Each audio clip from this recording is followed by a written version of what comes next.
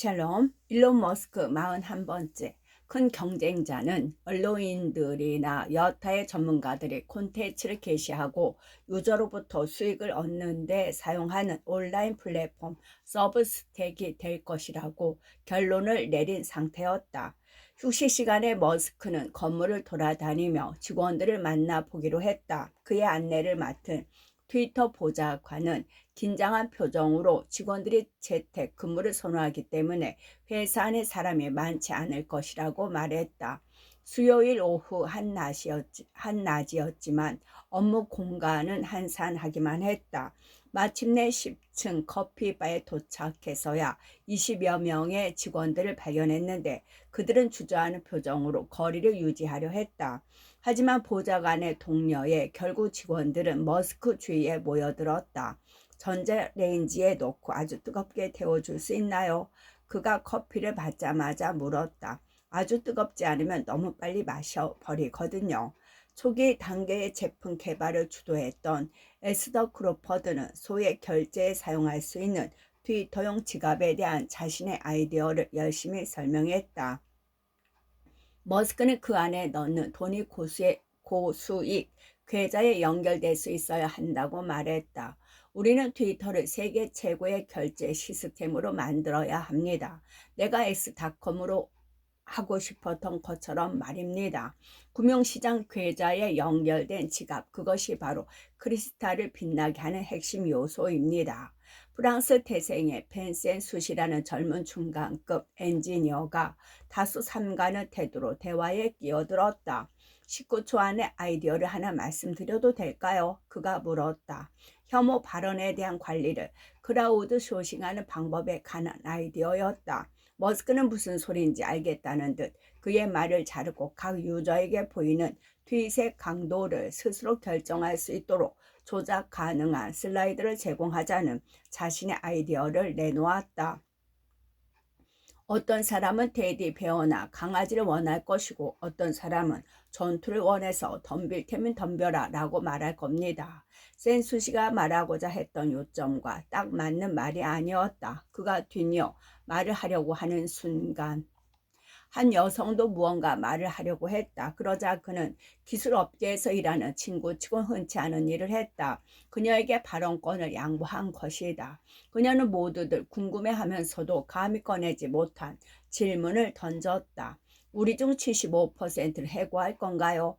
머스크는 웃으며 잠시 멈칫했다. 아니요, 그 숫자는 제가 말한 것이 아닙니다. 그가 대답했다. 익명의 소식통이니 뭐니 하는 그런 허튼 짓거리를 막아야 합니다. 하지만 우리는 도전의 직면에 있습니다. 경기가 침체되고 있고 매출은 원가 이하를 맴돌고 있기 때문에 더 많은 돈을 벌거나 비용을 절감할 방법을 찾아야 합니다. 전면적 부인의 말은 아니었다. 3주도 채 지나지 않아 그 75%라는 추정은 정확했던 것으로 드러난다. 머스크가 커피바에서 2층으로 내려왔을 때 그곳의 회의실 중 3개는 머스크의 지시에 따라 트위터의 코드를 사사시 살피고 화이트보드에 조직도를 스케치하며 어떤 직원을 유지할 가치가 있는지 판단하는 테슬라와 스페이스X 충성스러운 엔지니어 용병 부대가 점령하고 있었다. 또 다른 2개의 방은 머스크의 은행가와 변호사로 구성된 소대가 차지했는데 그들은 전투 준비 태세에 들어간 것처럼 보였다. 잭과 얘기해 보셨나요? 그라시아스가 머스크에게 물었다. 트위터의 공동 창업자로서 얼마 전까지 CEO를 맡고 있던 잭 도시는 처음에는 머스크의 회사 인수를 지지했지만 지난 몇 주 동안 갖가지 논란과 극적인 사건을 겪으며 마음이 몹시 불안해진 상태였다. 그는 머스크가 자신의 아기의 내장을 드러낼까봐 걱정되었다. 자신이 그것을 묵과해도 되는지 확신이 서지 않았다. 더 중요하게는 자신이 보유한 트위터 주식이 머스크가 지배하는 새로운 비상장 회사의 지분으로 전환되도록 놔둬야 한다는 사실이 마음에 걸렸다. 그가 자신의 주식을 롤오버하지 않으면 머스크의 자금 조달 계획에 심각한 차질이 발생하는 상황이었다. 머스크는 지난 한 주 동안 거의 매일 도시의 전화를 걸어 트위터를 진정으로 사랑하며 트위터에 해를 끼치지 않을 것이라고 안심시켰다. 그리고 마침내 머스크는 도시와 합의에 이르렀다. 그가 주식을 롤오버하면 나중에 그가 돈을 필요로 할 때 머스크가 기존의 인수가를 기준으로 전액 지불하겠다고 약속한 것이다. 그는 완전히 롤오버하기로 했어요. 머스크가 말했다.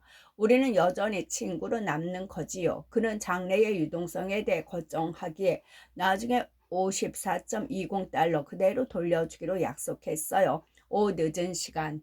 아그랄와는 조용히 2층 라운지 공간으로 들어서다가 머스크를 발견했다. 다음날 밤에는 둘 다 검투사처럼 책략하게 몰두하겠지만 그 순간에는 서로 예사로운 동료 관계를 가장했다.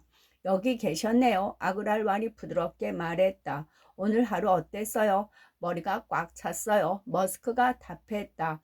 데이터와 관련해 대충 감이라도 잡으려면 하룻밤은 지내봐야 할 것 같네요.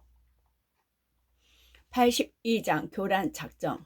트위터 2022년 10월 27일 트릭 오버 트윗.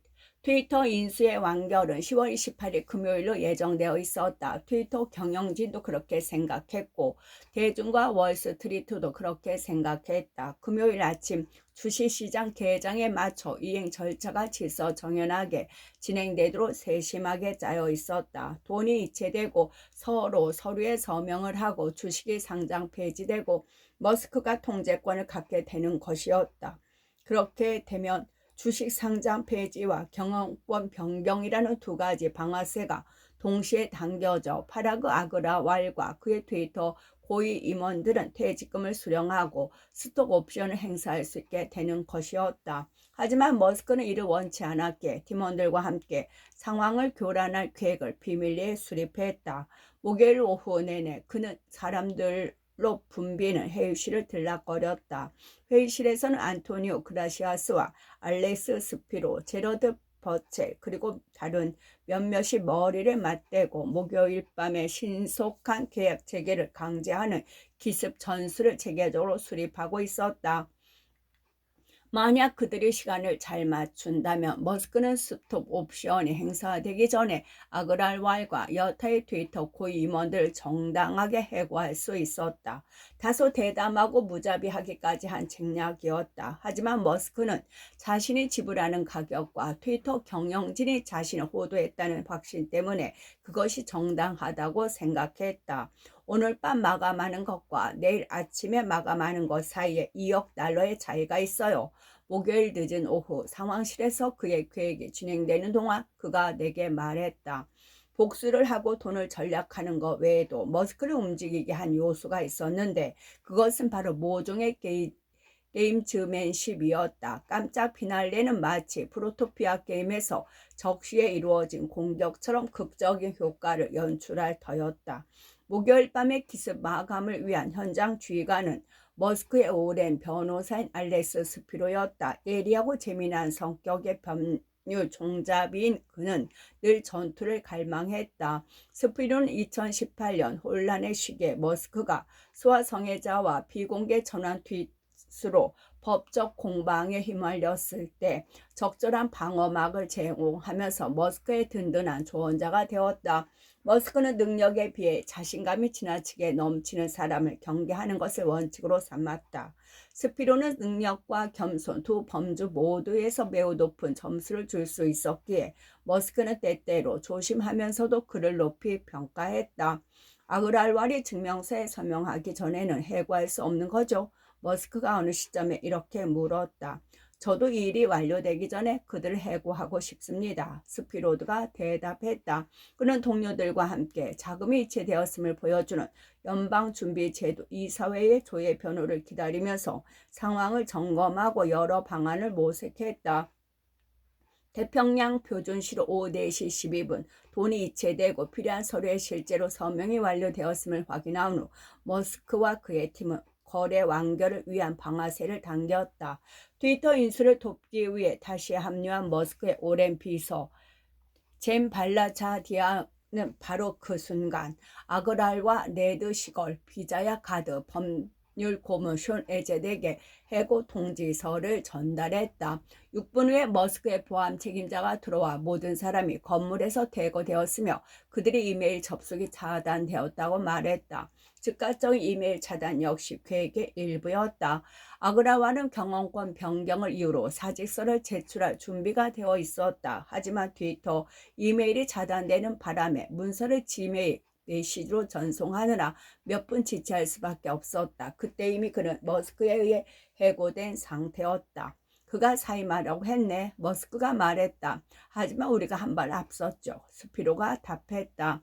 트위터 본사 옆의 한 공간에서는 회사가 주최한 헐로윈 파티가 열리고 있었다. 트릭 오이 투아시라고 이름 붙은 그 파티는 작별의 봉으로 가득 채워졌다. 벌젤은 회의실에 있던 사람들에게 네드 시거를 CFO 분장을 하고 왔다라고 농담을 던졌다. 근처 회의실에서는 일부 스페이스X 엔지니어들이 컴퓨터로 비디오 스트립을 주시하고 있었다. 오후 6시가 조금 지난 시각 펠컨 9 로켓이 52개의 스타링크 위성을 싣고 바덴버그에서 이륙했다. 보건 스탠리의 수성은행가인 마이크 그라임스는 로스앤젤레스에서 내려와 선물을 들고 상황실에 들어섰다. 첫 번째 선물은 1644년 존 밀턴에게서 시작되어 머스크가 트위터 본사로 걸어 들어와 잘 생각해 보세요 라고 말하는 장면으로 마무리된 언론의 자유에 대한 역사적 옹호를 보여주는 합성 그림이었다. 그는 또한 자신의 아내가 생일 선물로 받았던 세계 최고의 버번인 페피 윙클 한 병을 가져왔다. 조금씩 돌아가며 맛을 본 후 머스크는 반쯤 비어있는 병에 마이클 그라임스의 아내에게 전하라는 의미로 사인을 남겼다.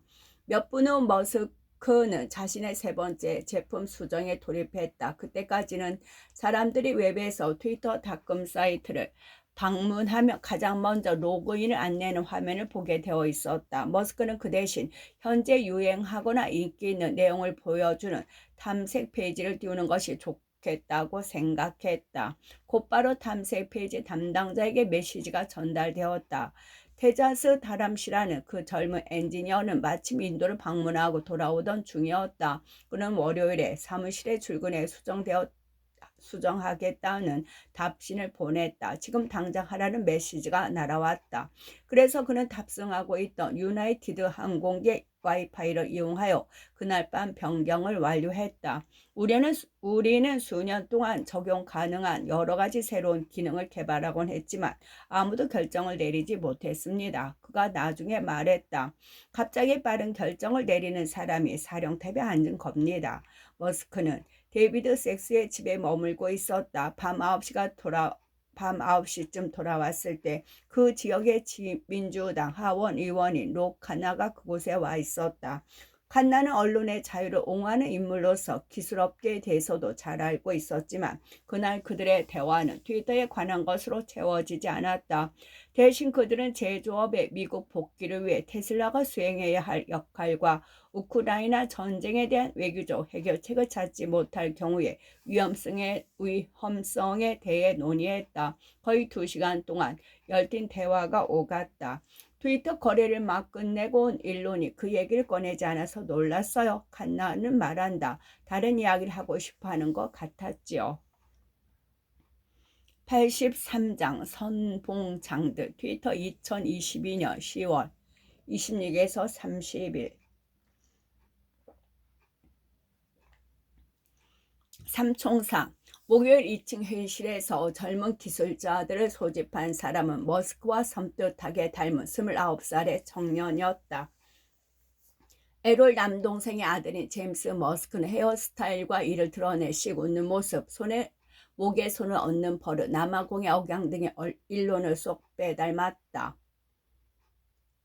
사고가 예리하고 눈빛이 날카로운 제임스는 거기에 대해 일론에게는 없는 큰 미소와 감정적 배려, 사람들을 기쁘게 하려는 열의도 갖추었다. 테슬라의 오토파일럿 팀에서 소프트웨어 엔지니어로 일하던 제임스는 그주의 트위터 본사에 원정대처럼 내려온 30여 명의 테슬라 및 스페이스X 엔지니어들을 조율하는 충성스러운 종사물의 핵심이 되었다.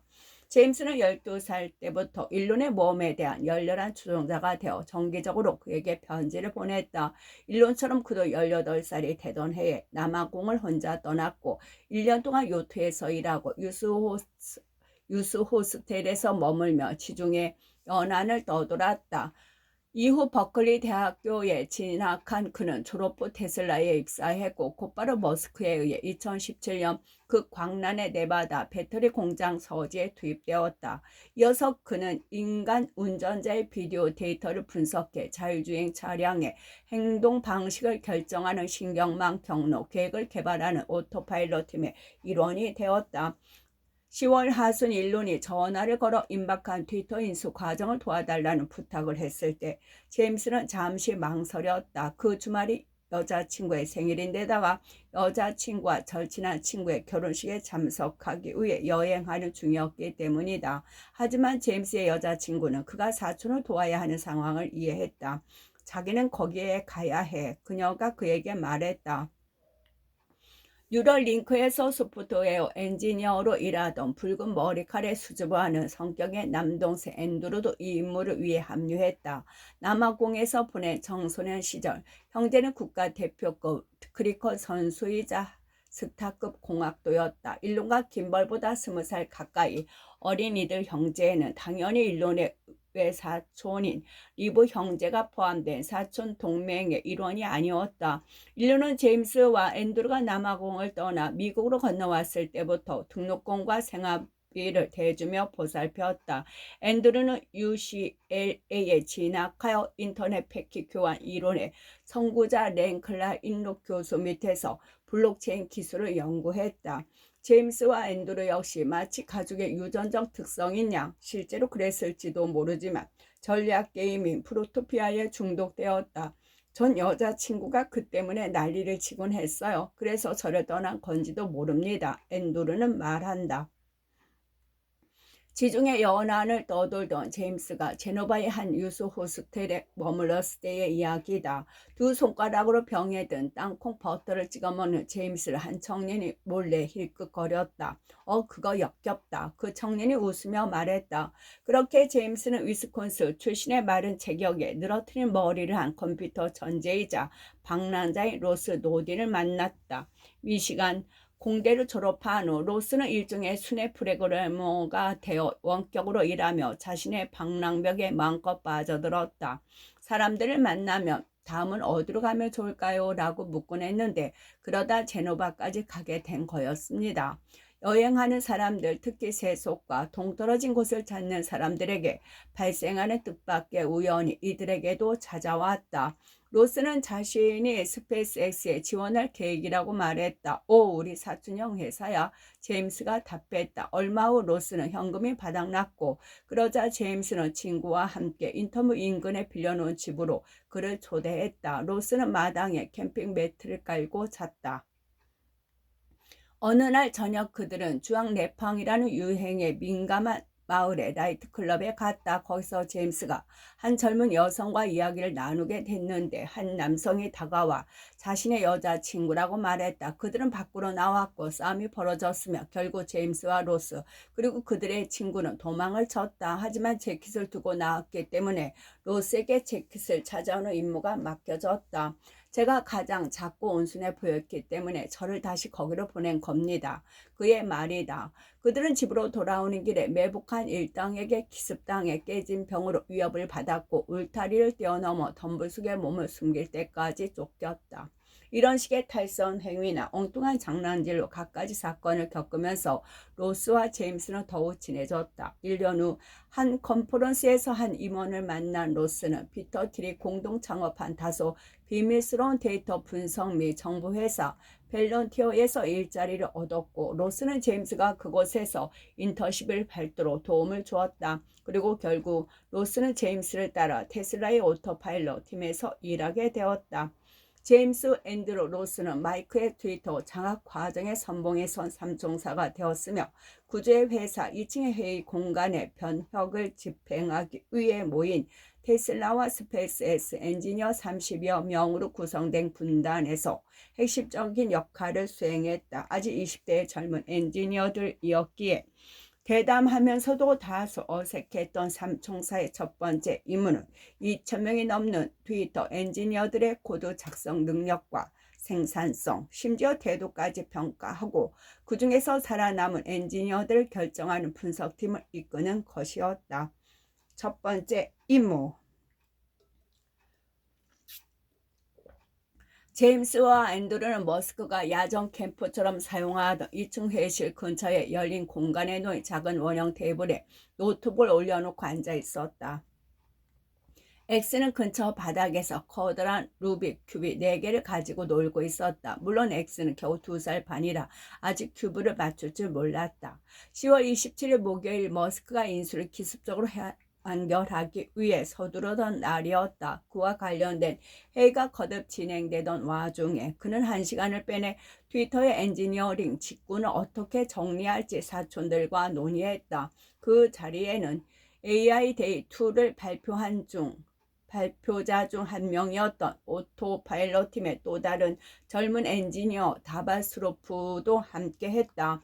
제임스, 앤드루, 다발은 각자의 노트북을 통해 지난 1년 동안 트위터에서 작성된 코드 전체를 살펴볼 수 있었다. 지난 한 달 동안 누가 100줄 이상의 코드를 작성했는지 검색해봐. 머스크가 이들에게 말했다.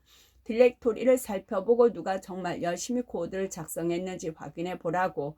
머스크의 계획은 대부분의 엔지니어들을 해고하고 정말 유능한 몇몇 사람만 남기는 것이었다. 누가 일정량 이상의 코드를 했는지 파악한 다음 그들 중에서 누가 코딩을 가장 잘했는지 알아내자고 그가 말했다. 그 자체로 방대한 작업이었는데 누가 코드를 삽입하거나 삭제했는지 쉽게 파악할 수 있는 포맷을 살펴보는 것이 아니었기에 어려움이 더욱 가중되었다. 제임스는 좋은 생각이 떠올랐다. 그와 스로프는 며칠 전 샌프란시스코에서 열린 컨퍼런스에서 한 젊은 트위터 소프트웨어 엔지니어를 만난 적이 있었다. 그의 이름은 벤이었다. 제임스는 벤에게 전화를 걸어 스피커를 켠 후 질문을 쏟아대기 시작했다. 내가 모든 사람의 삽입 및 삭제 목록을 가지고 있습니다. 벤이 말했다. 보내주실 수 있나요? 제임스가 물었다. 그들은 파이든 스크립트와 전직 기법을 사용하여 보다 빠르게 전송할 수 있는 방법을 알아내기 위해 머리를 모았다. 그때 머스크가 끼어들었다. 도와줘서 고마워요. 그가 말했다. 짧지 않은 침묵이 흘렀다. 일론이세요? 벤이 물었다. 그가 새로운 보수가 거래 완결을 바쁜 날에 소스 코드를 분석하고 있다는 사실에 약간 놀란 듯했다. 프랑스 억양이 살짝 묻어나는 그의 목소리를 들으며 나는 그가 커피바에서 머스크에게 콘텐츠 관리에 관한 의견을 개진했던 그 벤, 그러니까 벤센수시라는 사실을 깨달았다. 천생 엔지니어였던 그는 인맥 활용에 능한 사람이 아니었음에도 갑자기 조직의 핵심층에 휩쓸어 들어오고 있었다. 우연이 얼마나 중요한지 그리고 직접 모습을 드러내는 것이 얼마나 큰 가치를 지니고 있는지를 보여주는 증거였다. 다음날 아침 트위터가 공식적으로 머스크의 손에 들어온 후 머스크 일행은 무료 아침 식사를 제공하는 9층 카페로 향했다. 벤도 그곳에 있었고 다른 테슬라 엔지니어 몇 명과 함께 모두 햇볕이 잘 들고 시청이 내려다 보이는 파티오로 나갔다. 아기자기한 장식물로 둘러싼 12개 테이블이 있었지만 트위터 직원들은 아무도 보이지 않았다. 제임스, 앤드루, 로스가 해고 명단이 어느 정도 진행되고 있는지 설명하자 벤은 주저하지 않고 자신의 생각을 말했다. 제 경험에 따르면 개인도 중요하지만 팀도 그에 못지않게 중요합니다. 그가 말했다.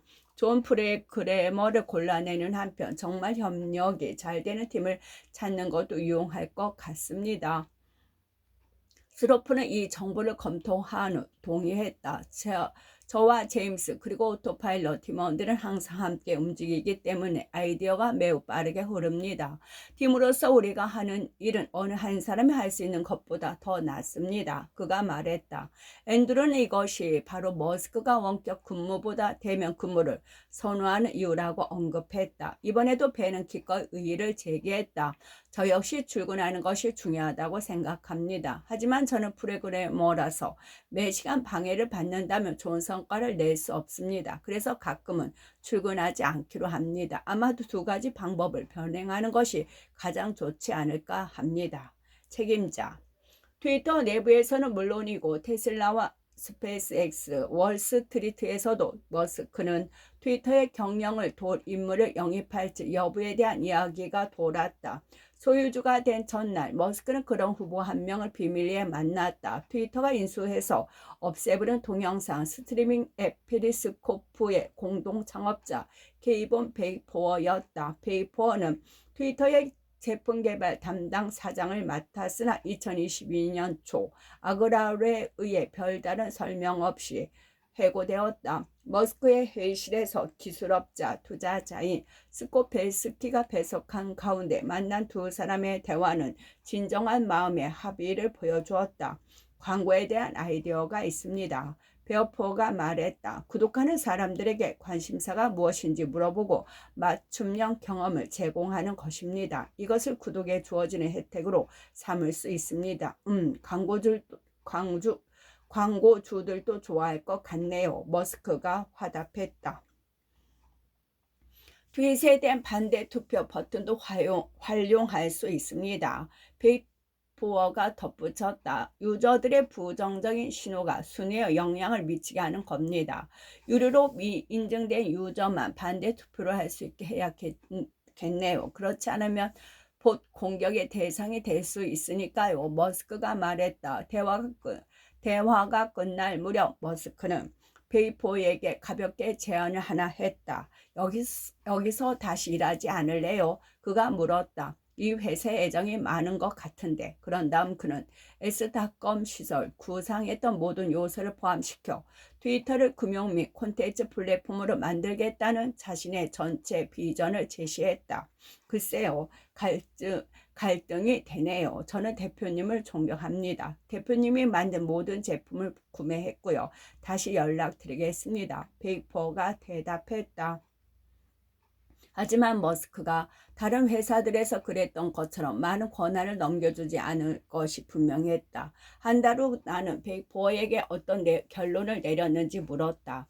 제가 할 수 있는 역할이 보이지 않습니다. 그가 말했다. 일론은 누구보다 열정적으로 엔지니어링과 제품을 직접 주도하니까요. 머스크는 트위터의 운영을 맡길 사람을 영입하는데 전혀 서두르지 않았다. 온라인 여론조사를 실시해 경영인을 영입해야 한다는 결과를 받아들였는데도 그랬다. 심지어 CFO도 두지 않기로 했다.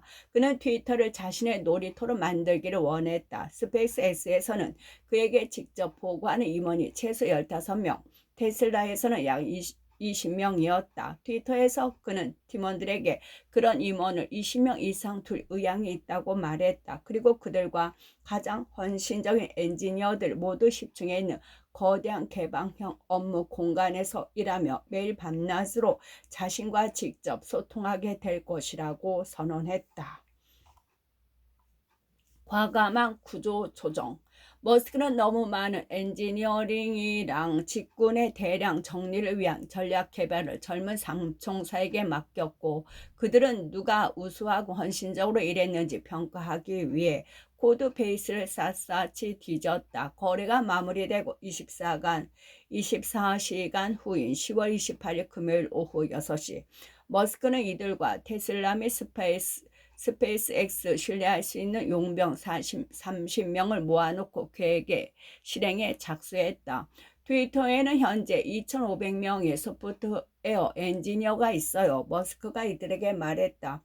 각자가 하루에 3줄의 코드만 작성해도 물론 터무니없는 낮은 기준이지만 어쨌든 1년에 300만 줄은 작성하는 것이고 그러면 전체 운영체제에 충분한 양이 될 겁니다. 그런데 그조차 안 되고 있는 거예요. 뭐가 크게 잘못되었다는 얘기지요. 마치 코미디쇼를 보고 있는 것 같아요.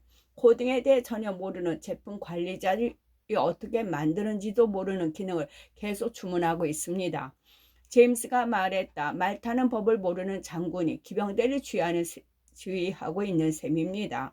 머스크가 자주 사용하던 표현이었다. 그래서 규칙을 하나 정할게요.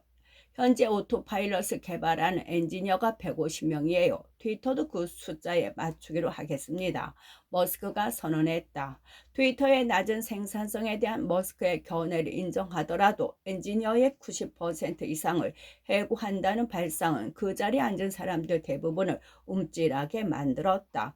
지금은 옵티머스 초창기보다 머스크에게 덜 겁을 먹은 밀란 코박은 더 많은 인력이 필요한 이유를 설명했다. 변호사 알렉스 스피로도 주의할 것을 촉구했다. 그는 트위터의 일부 업무에는 천재적인 컴퓨터 기술이 필요하지 않다고 생각했다. 소셜미디어 회사에서 일하는 사람은 왜 모두 IQ가 160이어야 하고 하루 20시간 일해야 하는지 이해할 수 없습니다. 스피로가 의견을 피력했다. 어떤 사람은 영업을 잘하면 되고 어떤 사람은 훌륭한 관리자로서 감정적 기술을 갖춰야 하며 어떤 사람은 단순히 유저의 동영상을 잘 업로드하면 될 뿐 슈퍼스타일 필요까지는 없었다. 게다가 최소한의 인원으로 가는 것은 누군가가 아프거나 실증을 느끼는 경우 시스템에 문제가 발생할 위험이 따른다는 의미였다. 머스크는 동의하지 않았다. 그는 재정적으로 반드시 필요한 과정이라고 판단했을 뿐만 아니라 열정적인 하드코어 방식의 업무 문화가 조성되길 원했기에 과감한 구조 조정을 주문한 것이었다. 그는 기꺼이 리스크를 감수하고 변화에 대한 두려움을 성공의 연료로 전환하고자 했다. 제임스 앤드루 로스 다발은 트위터의 간부들을 만나 직원의 최대 90%까지 감원하겠다는 머스크의 목표에 따를 것을 요청했다. 그들은 큰 불만을 표출했습니다. 다발은 말한다. 그러면 그냥 회사가 망할 거라고 주장했습니다. 그와 삼총사는 표준적으로 대응했다. 일론이 그렇게 해달라고 요구했고 이것이 그가 기업을 운영하는 방식이기에 우리는 그에 따라 계획을 세워야 합니다. 10월 30일 일요일 밤 제임스는 머스크에게 자신과 다른 총사들이 작성한 최고의 엔지니어 명단을 보냈다. 나머지는 해고할 수 있다는 의미였다. 머스크는 즉시 방아쇠를 당길 준비가 되어 있었다. 11월 1일 이전에 해고를 단행하면 회사는 그날로 지급 예정된 보너스와 스톡 그랜트를 지급할 필요가 없었다. 하지만 트위터의 인사 관리자들은 반발했다. 그들은 다양성 준수를 위해 명단을 점검하기를 원했다. 머스크는 그 제안을 일축했다. 그러나 그는 그들이 제시한 또 다른 주의사항 때문에 잠시 멈칫했다. 해고가 즉결로 이루어질 경우 계약 위반 및 캘리포니아 고용법 위반으로 벌금이 부과될 수 있다는 경고였다. 그렇게 되면 약정된 보너스를 지급한 이후에 해고하는 것보다 수백만 달러의 비용이 더 들게 되는 것이었다. 머스크는 마지못해 11월 3일에 대량 해고를 연기하는 데 동의했다. 그날 밤 트위터는 서명되지 않은 이메일을 통해 트위터를 건전한 궤도에 올려놓기 위해 세계 전역에 인력을 감축하는 어려운 과정을 거칠 것이라고 발표했다. 그렇게 세계 전역의 트위터 직원 약 절반과 일부 인프라 팀의 90%가 해고되었고 이들의 회사 컴퓨터 및 이메일 접속이 즉시 차단되었다. 머스크는 또한 대부분의 인사 관리자를 해고했다. 이는 세 차례에 걸쳐 펼쳐진 대학살 사태의 1라운드에 불과했다. 84장 끝.